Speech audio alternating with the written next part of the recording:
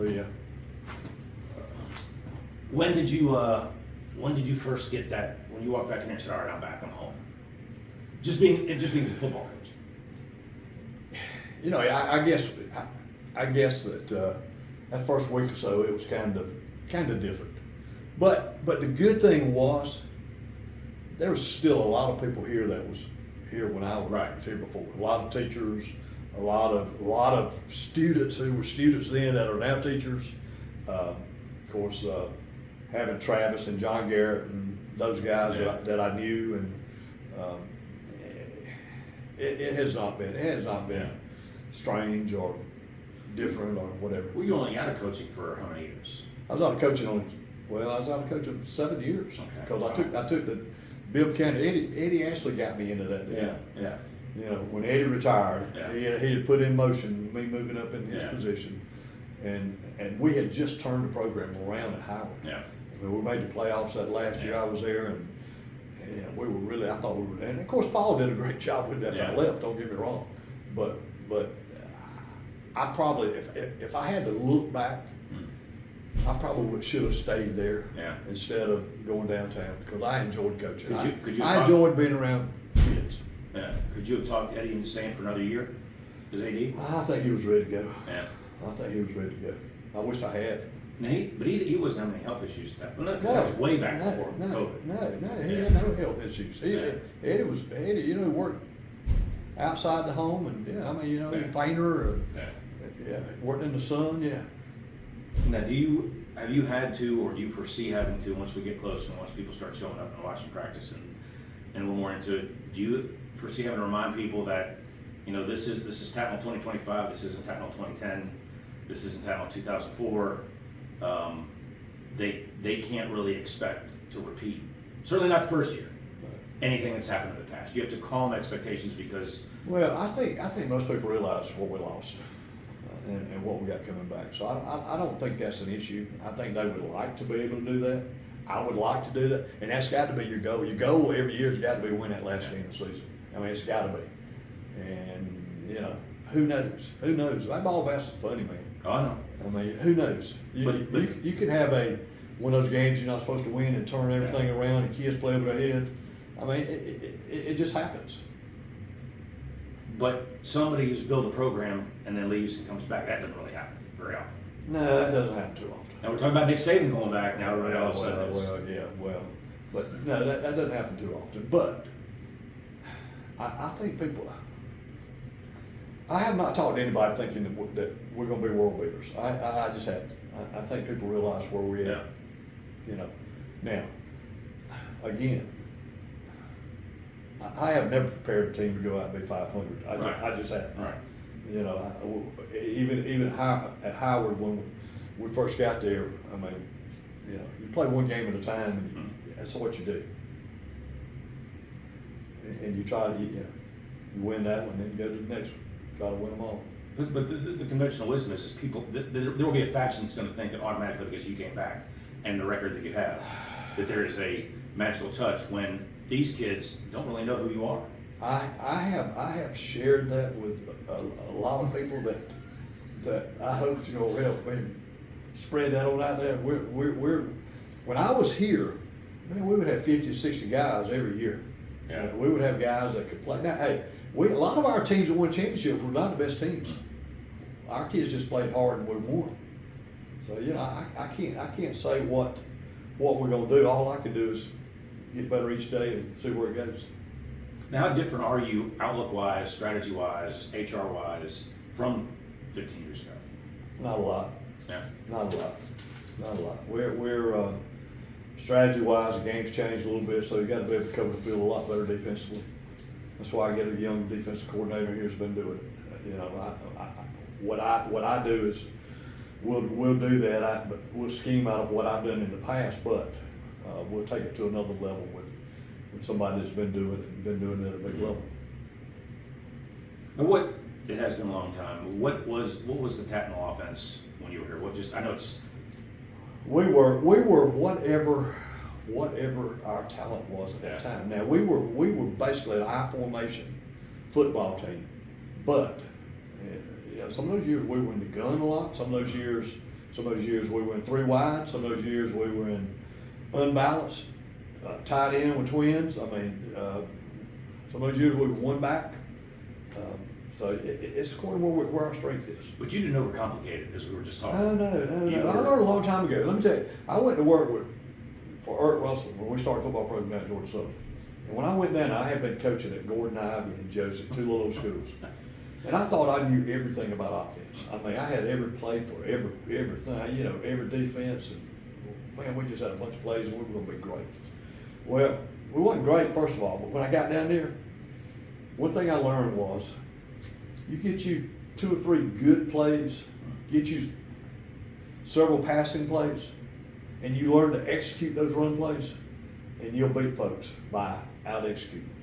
People knew, hey, when we played the tackle, people knew what we were going to do. I guarantee you, we never went into a game where people didn't know what we were going to do. And I don't think that's going to change. It's like, you know, people talk about Paul Johnson had 6 plays, didn't have a playbook. Hey, you know where he got it from?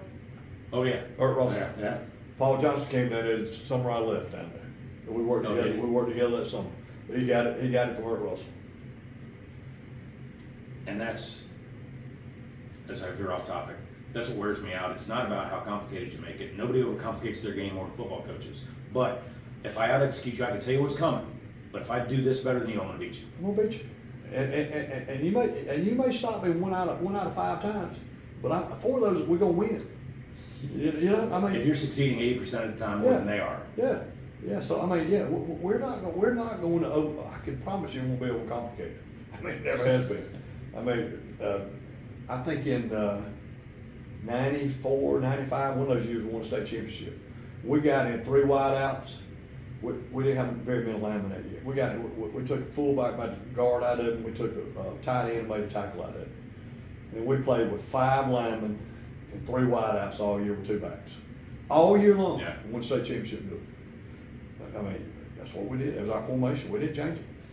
Now, was that a balanced run pass or run heavy, but just enough pass? It was both. We did a little bit of both. So you're spreading it out. Yeah. And you can We're getting people out of the box. You can set up more matchups that you can win. We're getting people out of the box. And people are going to have to get out of the box with those 3 receivers I was telling you about a while ago. Yeah. And they're going to have to get out and cover those guys. Because those guys, Whit Davis can run. He can fly. Champ Castlin out there can fly. Bryson can, all 3 of those guys can run. So they got to get out of the box. So we're going to have some 20 pass attempt games? I didn't say that. What's the most passes you've tried in a game at tackle? I don't know. I really don't know. Have you ever thrown 25 times in a game at tackle? I doubt it. No, Yeah. I doubt it. Because you were never behind. Well, That helps too. well, That helps too. Well, yeah, we were sometimes. Not much. Yeah, we were sometimes. But you know, I mean, you do what you got to do. I mean, I mean, think about it. If you can get 4 yards every down Oh, yeah. by running the football, Right. those chains move. You know. So, I mean, our goal is to get 4 yards every down. Now, our goal is also when we have to pass the football, we want a completion. I mean, we probably work pass more than we do anything else here. Yeah. Seriously, I mean, over the years. Right. I mean, we work pass more than we do run. Is it, has it been, since you haven't really gotten down to the big stuff, but has all the other stuff been as fun or more fun than you expected getting back into it? Oh yeah, it's been a lot of fun. It has. You know, the juices are flowing. I told somebody the other day, I don't feel any different than I did when I was here before. I really truly don't. I'm sure I am. I'd be the last one to say I feel differently. Yeah. But I feel just as energized as I did back then. Maybe more energized, to be quite honest with you. How old are you? We won't discuss that part. 71 or 72? We won't discuss that. I know, don't put that in there. Don't put that in there. My guys will read that and they'll say, God, I didn't realize. Well, Nick Saban's 75, so nobody cares about that. You know, yeah. If y'all go 7-3 or 6-4, which right now, based on all that, would probably be pretty good. I know not good enough, but Yeah. that would be a pretty positive season with all the transition then we'll mention the age. Well, And if you get a good. I would accept that. I would accept that, because I would think we could do better than that. Now, that's just me when we playing one game at a time, you know. And that's me also know, I hadn't been around private school football other than watching a couple of games. So I don't know how good my guys are that I told you about compared to those other guys. I don't know. And I don't know how good those other guys are gonna be good at stopping what we do. I don't know. Because most everybody now is 5 wides and 4 wides and throwing every down and, you know, all that kind of stuff. They may not work defensively to stop what we do, you know? And I don't know that you can do it in 4 days or 3 days or whatever. I don't know. I don't know, we'll see. When we get down to that first week, it's been that long since you've coached. What is your Thursday night like, and do you sleep on Thursday night?